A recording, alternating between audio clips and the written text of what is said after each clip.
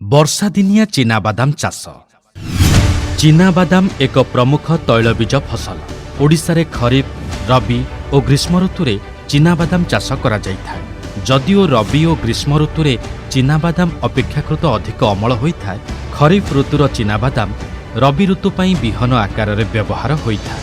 ବର୍ଷାଦିନେ ଚିନାବାଦାମ ଚାଷ ପାଇଁ ଟିଏଜି 24, ଦେବୀ, କାଦ୍ରି 6, କାଦ୍ରି 9 ଓ ଧରଣୀ କିସମର ବିହନକୁ ଅନୁମୋଦିତ କରାଯାଇଛି।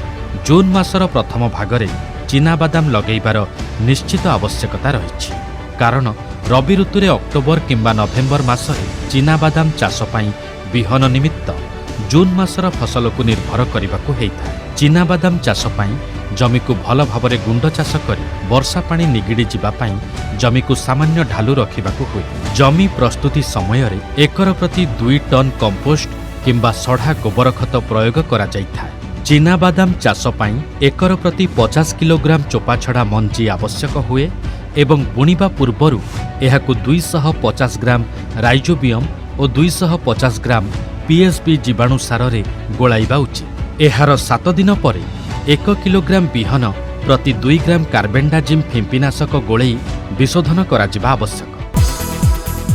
ଏହାପରେ 30 ସେଣ୍ଟିମିଟର ବ୍ୟବଧାନରେ ଧାଡ଼ି କରି ଧାଡ଼ିରେ ଏକର ପ୍ରତି 2 କୁଇଣ୍ଟାଲ ଚୂନ କିମ୍ବା କାଗଜ କଳ ମଇଳା ପ୍ରୟୋଗ କରାଯାଇଥାଏ। ଚୂନ ପ୍ରୟୋଗ ଦ୍ୱାରା ମାଟିରେ ଅମ୍ଳତ୍ୱରେ ସୁଧାର ଆସିବା ସାଙ୍ଗକୁ ଗଛକୁ ଅତି ଆବଶ୍ୟକ ଫସ୍ଫରସ୍ ଓ କ୍ୟାଲସିୟମର ଉପଲବ୍ଧତା ବୃଦ୍ଧି ହୋଇଥାଏ। ଧାଡ଼ିରେ ଚୂନ ସହିତ ଏକର ପ୍ରତି 8 କିଲୋଗ୍ରାମ ଯବକ୍ଷାରଜାନ, 16 କିଲୋଗ୍ରାମ ଫସ୍ଫରସ୍ ଓ 16 କିଲୋଗ୍ରାମ ପଟାସ ପ୍ରୟୋଗ କରାଯାଏ। ଏହି ସମୟରେ ଏକର ପ୍ରତି 4 କିଲୋଗ୍ରାମ ବୋରାକ୍ସ ମଧ୍ୟ ପ୍ରୟୋଗ କରାହୁଏ। ଏହାପରେ ଧାଡ଼ିକୁ ଧାଡ଼ି 30 ସେଣ୍ଟିମିଟର ଓ ଗଛକୁ ଗଛ 15 ସେଣ୍ଟିମିଟର ବ୍ୟବଧାନରେ ମଞ୍ଜି ବୁଣି ମାଟି ଘୋଡ଼େଇ ଦିଆଯିବା ଉଚିତ।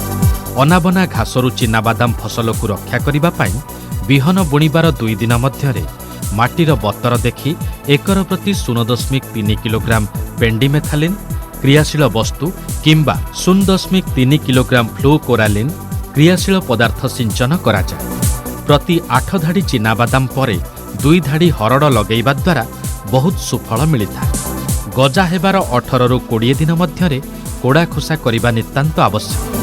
ଡେରି କଲେ ଓହଳଗୁଡ଼ିକ ନଷ୍ଟ ହୋଇଯିବାର ସମ୍ଭାବନା ଥାଏ। କୋଡ଼ା ଖୋସା କରି ଚିନାବାଦାମ ପରି ତୈଳବୀଜ ଫସଲର ଗନ୍ଧକ ଆବଶ୍ୟକତା ପୂରଣ କରିବା ପାଇଁ ଏକର ପ୍ରତି 1 କୁଇଣ୍ଟାଲ ଜିପ୍ସମ୍ ପ୍ରୟୋଗ କରିବା ଉଚିତ।